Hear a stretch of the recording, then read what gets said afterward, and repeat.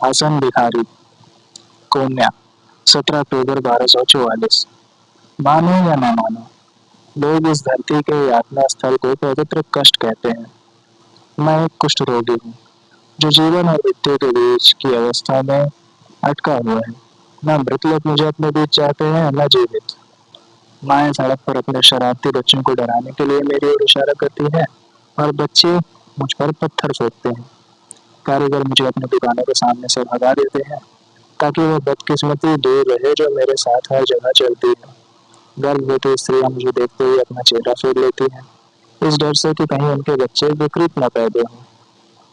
इनमें से कोई भी यह नहीं समझता कि जितनी शिद्दत से वे मुझसे बचना चाहते हैं, उससे कहीं अधिक मैं उनसे और उनकी दयनीय निगाहों से बचना चाहता हूँ। सबसे पहले त्वचा बदलती है, वह मोटी और काली होने लगती है। सड़े हुए अंडों जैसे रंग के धब्बे कंधों, घुटनों, बाहों और चेहरे पर उभर आते हैं। इस चरण में बहुत जलन और चुभन होती है, लेकिन फिर या तो दर्द धीरे धीरे खत्म हो जाता है या इंसान उसका आदी हो जाता है। इसके बाद वे धब्बे फैलने और सूजने लगते हैं और बदसूरत गांठों का रूप ले लेते हैं। हाथ पंजों जैसे हो जाते हैं और चेहरा इतना विकृत हो जाता है कि पहचान में नहीं आता। अब जबकि मैं अंतिम चरणों के करीब हूँ, मैं अपनी पलकों को भी बंद नहीं कर सकता। आंसू और लार मेरे नियंत्रण के बिना बहते रहते हैं। मेरे हाथों के 6 नाखून गिर चुके हैं और एक और गिरने वाला है। अजीब बात यह है कि मेरे बाल अब भी हैं। शायद मुझे इसे अपनी किस्मत समझना चाहिए। मैंने सुना है कि यूरोप में कुछ रोगियों को शहर के दीवारों के बाहर रखा जाता है। यहाँ हमें शहर में रहने दिया जाता है, बशर्ते हम एक घंटी साथ रखें ताकि लोग हमारी उपस्थिति से सावधान हो सके। हमें भीख मांगने की अनुमति भी है, जो अच्छी बात है, क्योंकि अन्यथा हम शायद भूख से मर जाएं। जीवित रहने के केवल 2 ही तरीके हैं, भीख मांगना और प्रार्थना करना। इसलिए नहीं कि ईश्वर कुष्ठ रोगियों पर विशेष ध्यान देता है, बल्कि इसलिए कि किसी अजीब कारण से लोग ऐसा मानते हैं। इसलिए जितना लोग हमसे घृणा करते हैं, उतना ही हमारा सम्मान भी करते हैं। वे हमें बीमारों, अपंगों और वृद्धों के लिए प्रार्थना करने के लिए बुलाते हैं। वे हमें अच्छा भोजन और पैसा देते हैं, इस आशा में कि हमारे मुंह से कुछ अतिरिक्त प्रार्थनाएं निकल जाएंगी। सड़कों पर हमसे कुत्तों से भी बुरा व्यवहार किया जाता है, लेकिन जहाँ मृत्यु और निराशा मंडरा रही हो, वहाँ हम सुल्तान बन जाते हैं। जब भी मुझे प्रार्थना करने के लिए बुलाया जाता है, मैं सिर झुका लेता हूँ और अरबी में कुछ अस्पष्ट सी आवाजें निकालता हूँ, मानो प्रार्थना में डूबा हुआ हूँ। नाटक करना ही मैं कर सकता हूँ, क्योंकि मुझे नहीं लगता कि ईश्वर मेरी सुनता है। मेरे पास ऐसा मानने का कोई कारण नहीं है। हालांकि इससे कम कमाई होती है, लेकिन मुझे प्रार्थना करने की तुलना में भीख मांगना कहीं आसान लगता है। कम से कम इसमें मैं किसी को धोखा तो नहीं देता। शुक्रवार भीख मांगने के लिए सप्ताह का सबसे अच्छा दिन होता है, सिवाय रमजान के महीने के, जब पूरा महीना ही बहुत लाभदायक होता है। रमजान का अंतिम दिन सबसे अधिक कमाई वाला होता है। उसी दिन सबसे कंजूस लोग भी दान देने के लिए दौड़ पड़ते हैं, अपने सारे पुराने और नए पापों का प्रायश्चित करने की आशा में। साल में एक बार लोग भिखारियों से मुंह नहीं मोड़ते। इसके विपरीत वे विशेष रूप से किसी भिखारी को खोजते हैं। जितना अधिक दयनीय, उतना अच्छा। अपनी उदारता और दानशीलता दिखाने की उनकी इच्छा इतनी प्रबल होती है कि वे न केवल हमें दान देने के लिए दौड़ते हैं, बल्कि उस एक दिन के लिए लगभग हमसे प्रेम भी करने लगते हैं। आज भी कमाई का अच्छा दिन हो सकता है, क्योंकि रोमी अपना शुक्रवार का उपदेश देने वाले हैं। मस्जिद पहले से ही खचाखच भरी हुई है। जिन्हें अंदर जगह नहीं मिली, वे आंगन में कतार बनाकर खड़े हैं। ये दोपहर भिखारियों और जेब कतरों दोनों के लिए एक आदर्श अवसर है, और मेरी तरह वे सब भी यही मौजूद हैं, भीड़ में बिखरे हुए। मैं मस्जिद के प्रवेश द्वार के ठीक सामने एक मैपल के पेड़ के नीचे बैठ गया। हवा में बारिश की नमी भरी गंध थी, जिसमें दूर के बागों से आती मीठी सुगंध भी घुली हुई थी। मैंने अपना भिक्षा पात्र अपने सामने रख दिया। इस पेशे के कई लोगों की तरह मुझे खुलकर भीख मांगने की जरूरत नहीं पड़ती। एक कुष्ठ रोगी को रोना गिड़गिड़ाना नहीं पड़ता, न अपनी दुख भरी कहानियां सुनानी पड़ती हैं, न अपनी खराब सेहत का बखान करना पड़ता है। लोगों को मेरा चेहरा दिख जाना ही हजार शब्दों के बराबर असर करता है। इसलिए मैंने अपना चेहरा खोल दिया और शांत बैठ गया। अगले 1 घंटे में मेरे पात्र में कुछ सिक्के गिरे। सभी टूटे फूटे तांबे के सिक्के थे। मुझे तो एक सोने के सिक्के की लालसा थी, जिस पर सूरज, शेर और चांद के चिन्ह बने हों। स्वर्गीय सुल्तान अलाउद्दीन कैकुबात द्वारा मुद्रा संबंधी नियमों में ढील दिए जाने के बाद एलेप्पो के बेओ, काहिरा के फातिमी शासकों, बगदाद के खलीफा और यहाँ तक कि इतालवी फ्लोरेन तक को वैध घोषित कर दिया गया था। कोन्या के शासक उन्हें स्वीकार करते थे और नगर के भिखारी भी। सिक्कों के साथ साथ कुछ सूखे पत्ते भी मेरी गोद में गिरे। मैपल का पेड़ अपने लाल सुनहरे पत्ते गिरा रहा था और तेज हवा के झोंकों से उनमें से कई मेरे पात्र में आ गिरे, मानो पेड़ स्वयं मुझे दान दे रहा हो।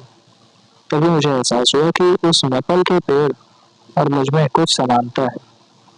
पतझड़ में अपने पत्ते खोता हुआ पेड़ उस मनुष्य जैसा लगता है जो कुष्ठ रोग के अंतिम चरण में अपने अंग खो रहा हो। मैं एक नंगा पेड़ था। मेरी त्वचा, मेरे अंग, मेरा चेहरा सब बिखर रहे थे। हर दिन मेरा शरीर का कोई न कोई हिस्सा मेरा साथ छोड़ देता था और मेरे लिए उस मैपल के पेड़ के विपरीत कोई ऐसा वसंत नहीं आने वाला था जिसमें मैं फिर से खिल उठूं। जो कुछ मैंने खो दिया वो हमेशा के लिए खो गया था। लोग जब मुझे देखते थे तो ये नहीं देखते थे कि मैं कौन हूँ, वो केवल ये देखते थे कि मुझ में क्या नहीं बचा। जब वे मेरे पात्र में सिक्का डालते तो बड़ी तेजी से डालते और मेरी आंखों में देखने से बचते, मानो मेरी दृष्टि भी संक्रामक हो। उनकी नजरों में मैं किसी चोर या हत्यारे से भी बदतर था। वे अपराधियों को चाहे कितना भी बुरा समझते हो, फिर भी उन्हें अदृश्य नहीं मानते थे। लेकिन जब बात मेरी आती थी तो उन्हें केवल मृत्यु दिखाई देती थी। मृत्यु जो उनकी आंखों में झांक रही थी। उन्हें यही बात डराती थी, यह एहसास कि मृत्यु इतनी निकट और इतनी भयानक भी हो सकती है। अचानक पीछे से भरी हलचल की आवाज उठी। मैंने किसी को चिल्लाते हुए सुना, वो आ रहा है, वह आ रहा है। वाकई वो भी आ रहे थे। वे दूध से सफेद घोड़ों पर सवार थे। उन्होंने सुनहरे पत्तों और छोटे छोटे मोतियों से कढ़ाई किया हुआ सुंदर एम्बर रंग का काफ्तान पहन रखा था। उनका व्यक्तित्व सीधा, गौरवपूर्ण, बुद्धिमान और शाही लग रहा था। उनके पीछे प्रशंसकों की एक बड़ी भीड़ चल रही थी। उनके चारों ओर ऐसा आकर्षण और आत्मविश्वास था कि वे किसी विद्वान से अधिक किसी शासक जैसे प्रतीत होते थे, मानो हवा, आग, पानी और धरती के सुल्तान हो। यहाँ तक कि एक उनका घोड़ा भी गर्व से सिर ऊंचा किए खड़ा था, जैसे उसे भी अपने स्वामी की महानता का एहसास हो। मैंने अपने कटोरे के सिक्के जेब में रखे, सिर को कपड़े से ढक लिया ताकि मेरा आधा चेहरा ही दिखाई दे, और मस्जिद के भीतर चला गया। अंदर इतनी भीड़ थी कि सांस लेना भी मुश्किल लग रहा था। बैठने की जगह मिलना तो दूर की बात थी, लेकिन कुष्ठ रोगी होने का एक फायदा था। चाहे जगह कितनी भी भरी हुई हो, मुझे हमेशा बैठने की जगह मिल जाती थी, क्योंकि कोई भी मेरे पास बैठना नहीं चाहता था। भाइयों, रोमी ने बोलना शुरू किया। उनकी आवाज कभी ऊंची उठती, कभी धीमी हो जाती। ब्रह्मांड की विशालता हमें छोटा, यहाँ तक कि महत्वहीन महसूस कराती है। आप में से कुछ लोग शायद सोचते हो, मेरी जैसी सीमित और साधारण हस्ती का ईश्वर के लिए क्या महत्व हो सकता है। मेरा विश्वास है कि यह प्रश्न समय समय पर बहुत से लोगों के मन में आया होगा। आज के प्रवचन में मैं इसी का उत्तर देना चाहता हूँ। रोमी के दोनों बेटे पहली पंक्ति में बैठे थे। बड़ा बेटा सुंदर सुल्तान वलद, जिसके बारे में लोग कहते थे कि वह अपनी दिवंगत माँ जैसा दिखता है, और छोटा बेटा अलादीन, जिसका चेहरा जीवंत था लेकिन आंखों में एक अजीब सी छिपी हुई बेचैनी थी। दोनों अपने पिता पर गर्व करते हुए दिखाई दे रहे थे। आदम की संतान को ऐसा महान ज्ञान प्रदान किया गया है जिसे ना पर्वत उठा सके और ना ही आकाश। रूमी आगे बोले, इसीलिए कुरान में कहा गया है, निश्चय ही हमने अपनी अमानत आकांक्षाओं, धरती और पर्वतों के सामने रखी, पर वे उसे उठाने से डर गए। केवल मनुष्य ने उसे स्वीकार किया। जब मनुष्य को इतना सम्मानजनक स्थान दिया गया है तो उसे ईश्वर की इच्छा से कम किसी लक्ष्य की ओर नहीं बढ़ाना चाहिए। रूमी अपने शिक्षित उच्चारण के साथ ईश्वर के बारे में बोलते रहे। उन्होंने हमें विश्वास दिलाया कि ईश्वर किसी दूरस्थ आसमान के सिंहासन पर नहीं बैठा है, बल्कि हम में से हर एक के बेहद निकट है। अब उन्होंने कहा कि जो चीज हमें ईश्वर के और भी करीब ले जाती है वह है दुख और पीड़ा। तुम्हारा हाथ हर समय खुलता और बंद होता रहता है। यदि ऐसा ना हो तो वह लकवाग्रस्त हो जाएगा। तुम्हारा सबसे गहरा अस्तित्व इसी संकुचन और विस्तार में है। ये दोनों उतने ही सुंदर संतुलन में है जितने किसी पक्षी के दो पंख। शुरू में मुझे उनकी बातें अच्छी लगी। यह सोचकर दिल को सुकून मिला कि खुशी और दुख एक दूसरे पर उतने ही निर्भर हैं जितने पक्षी के दो पंख। लेकिन अगले ही क्षण मेरे भीतर कड़वाहट की एक लहर उठी। रोमी दुख के बारे में क्या जानते थे? एक प्रतिष्ठित व्यक्ति के बेटे और एक धनी सम्मानित परिवार के उत्तराधिकारी होने के कारण उनका जीवन हमेशा सुख सुविधाओं से भरा रहा था। मुझे मालूम था कि उन्होंने अपनी पहली पत्नी को खोया था, लेकिन मुझे नहीं लगता था कि उन्होंने कभी वास्तविक दुर्भाग्य का सामना किया हो। चांदी का चम्मच मुंह में लेकर पैदा हुए, सम्मानित लोगों के बीच पले बढ़े, श्रेष्ठ विद्वानों से शिक्षा प्राप्त की और हमेशा प्यार, आदर और प्रशंसा पाने वाले ऐसे व्यक्ति को दुख पर प्रवचन देने का क्या अधिकार था? मेरा दिल बैठ गया जब मुझे एहसास हुआ कि रूबी और मेरे बीच का अंतर इससे अधिक नहीं हो सकता था। ईश्वर इतना अन्यायी क्यों था? जो उसने गरीबी, बीमारी और दुख दिया था। रूमी को उसने धन, सफलता और ज्ञान दिया था। उनकी निष्कलंक प्रतिष्ठा और शाही व्यक्तित्व उन्हें इस दुनिया का नहीं, कम से कम इस शहर का तो नहीं प्रतीत कराते थे। मुझे अपना चेहरा ढकना पड़ता था ताकि लोग मुझे देखकर घृणा न करें, जबकि वे सार्वजनिक रूप से किसी बहुमूल्य रत्न की तरह चमकते थे।